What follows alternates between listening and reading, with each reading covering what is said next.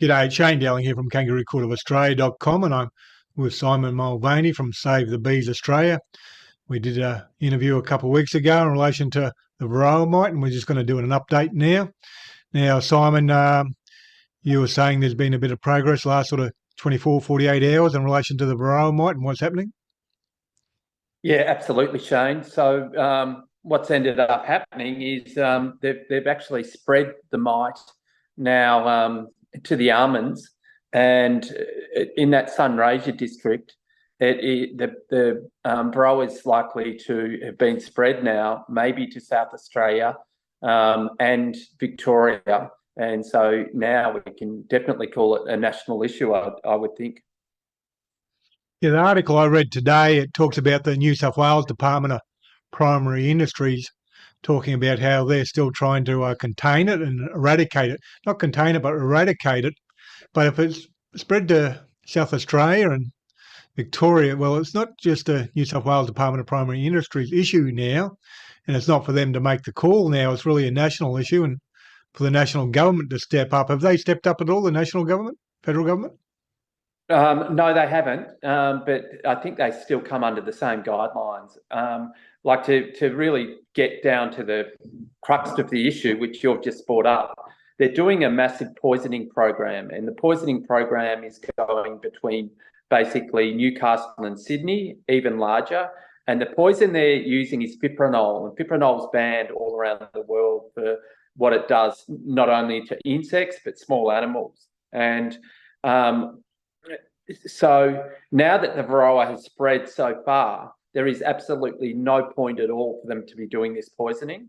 And the other thing that's happening is, how are you going to clean up the poison? And no one's giving us any answers into how they're planning to clean up the poison.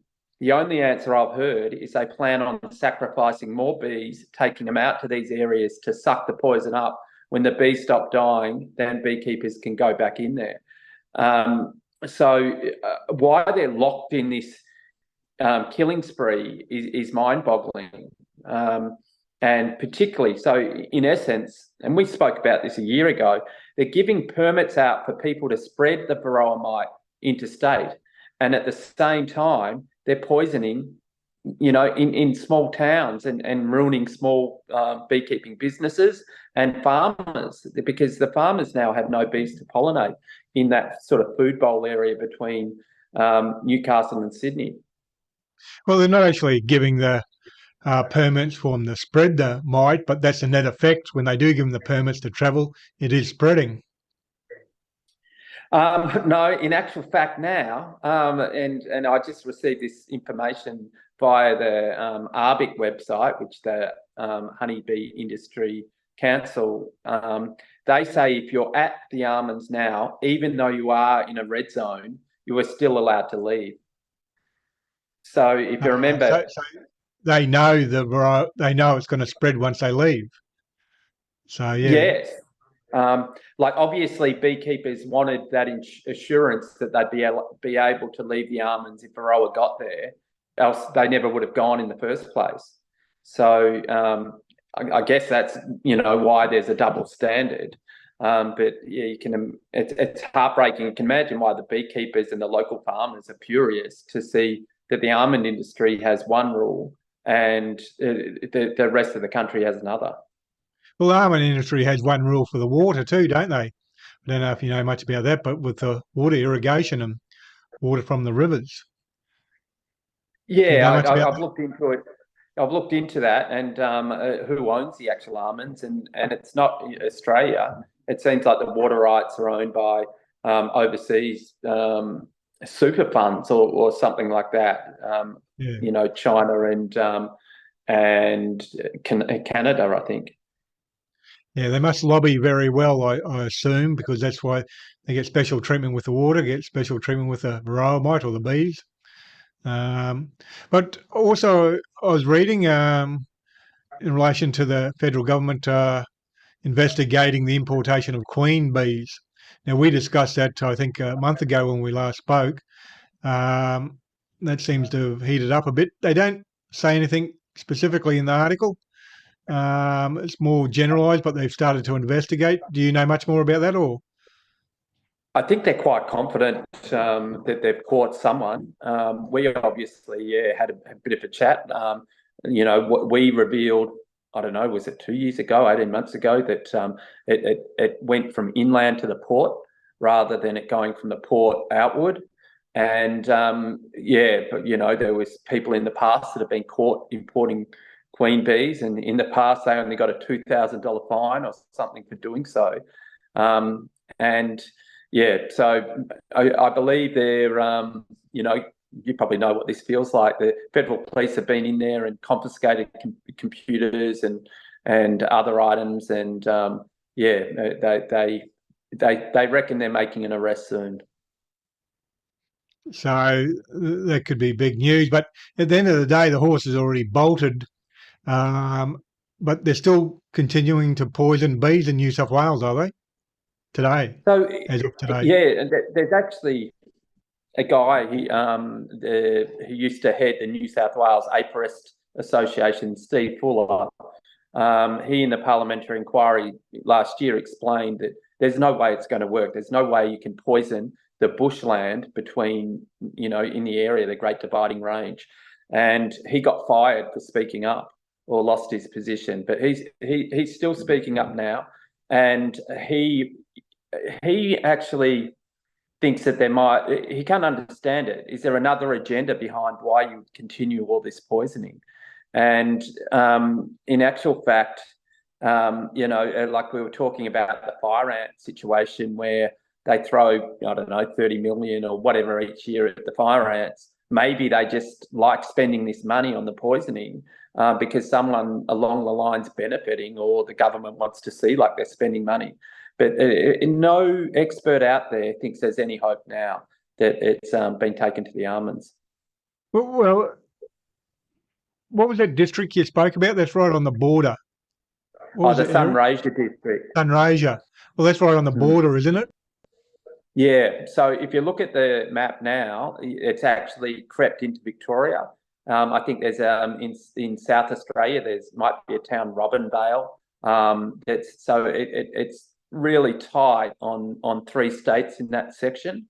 And to give people an idea, I think the almond industry wanted 300,000 hives in total to do the pollination. I think they got close to how much they wanted, this year. The year before, they tightened up, and they did a lot of surveillance, and they were a bit short on numbers. And I found it a bit corrupt how they did it this year. 6 months ago, they opened the borders. And I thought, at that stage, how can you warrant ruining all these small businesses and then, risk spreading the mites interstate? The thing, how it works is, and why they're successful in finding so much now, they've got a new testing method where they put sticky mats inside the hives. And that's got quite a good success rate for finding the mites. But for a commercial beekeeper to leave a site, even if they've got 1,000 hives, they might only have to test 24 out of 1,000 to be able to move. And that's with an alcohol test that is not very definitive at all. You could even sit back and say, they know they're going to spread the mite. So why are they doing this killing program? I believe the decision to kill is there's 22 parties who are going to be affected by Varroa that to vote on whether to continue the killing.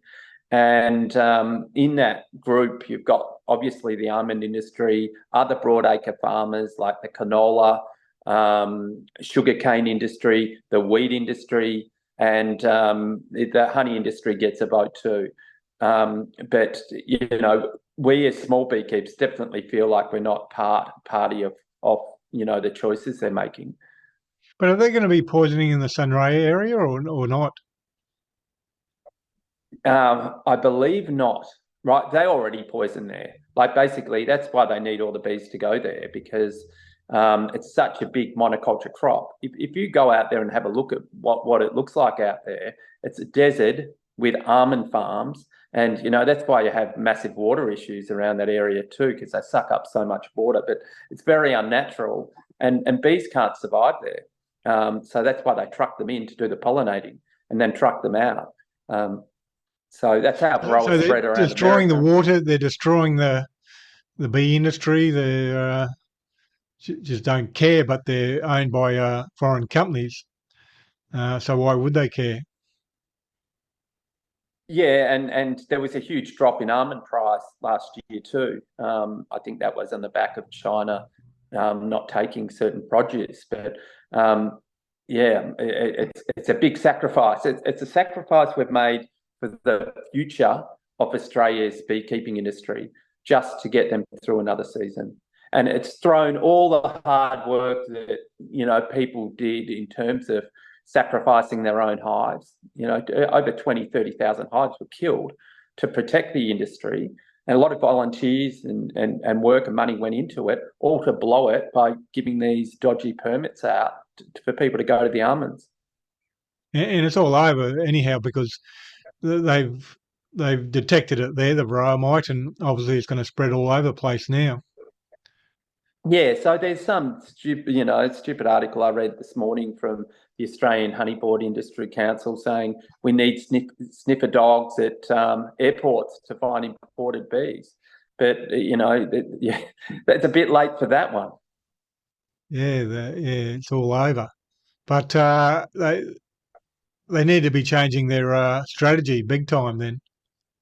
There's no plan B. And Steve Fuller, this guy that was the head of New South Wales Apiary Association, said he doesn't know where the money's gone. There seems to be no money going towards education, no money going towards a future plan. Just kill, poison, and that's what's happening at the moment.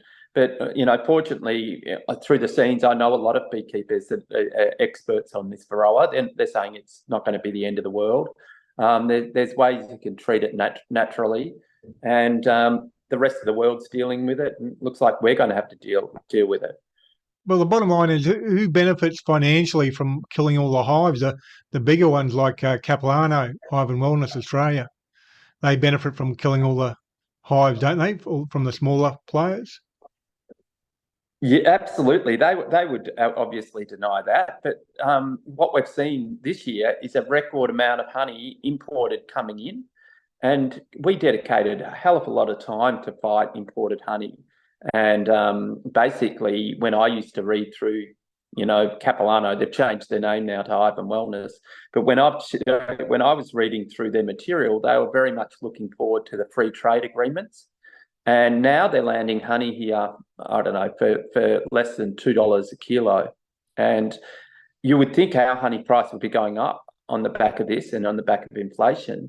But they sent out a letter the other week, and they're sort of a price leader in the market, that they're only paying beekeepers $3.50 for eucalyptus honey.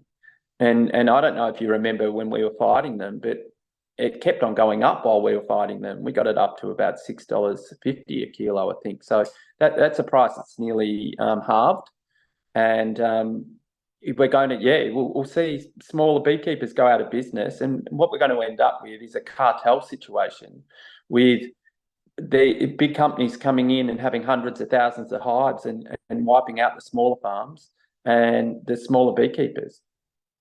So that might be happening behind the scenes. Kerry Stokes and Hive and Wellness Australia, which is Capilano, and Capilano, they might be lobbying behind the scenes to keep the poisoning going. Well, I just don't think they're best. I haven't seen one article they've put up about the whole thing. They've remained silent. Another large beekeeper approached me recently and said that he thinks they might be priming up for a sale. We remember that there was that Chinese gentleman that bought Capilano while we were going through our court battles with them. Whether it wasn't, I don't know how these billionaires work, but it might not be as lucrative as what he thought, or maybe, they just pass on these businesses. But someone did tell me that they had big problems with exporting to China any honey, after around that COVID time. I think they stopped a lot of our products going to China. Yep. We'll leave it there and we'll follow up in a few weeks in relation to actually fake honey, because that's obviously a big issue around the world at the moment. I know it is in Europe and the US. So we'll follow up in a couple of weeks with another video on that. But thanks for your time. Is there anything else you'd like to say before we go? Yeah, all our attention should be on this poisoning at the moment. I don't think it's getting enough coverage at all. So yeah, go to bethecure.com or Save the Bees Australia. And I was in Avoca last week. There was a big community meeting in regards to that. That's up on YouTube. So people that want to be more informed, watch that meeting. And you can be assured there is big corruption if they don't stop this poisoning program in the next week after all the information we've found out about how Varroa has now been spread. Well, it's futile now. Anyhow, it's basically in other states now, so it's futile to be poisoning anyhow now.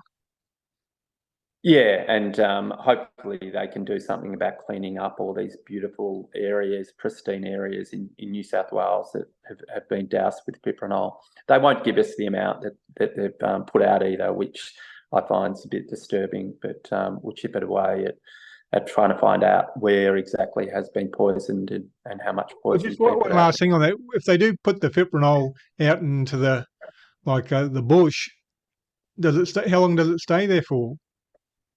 They can't give us this answer, and this is a major problem because the bees will go back and store the poison as honey, and then any other creature can come back and eat that. And then other bees, when you get a weak colony, will go in and rob that honey and take it back to their colony, and you get this chain reaction. And they're actually boasting about the chain reaction because they say that then it's going to be more effective in killing bees because we get this chain reaction. But now they can't give us that information because when honey is stored, when the poison's stored within honey, it may last there forever because the bees cap it off, and it's a great way to preserve things. So they've created one hell of a mess. Yeah. No worries then. Thank you for your time. We'll catch up again in a couple of weeks. Yeah, thanks, Shane. I'm really enjoying your content. No worries then. Thanks a lot.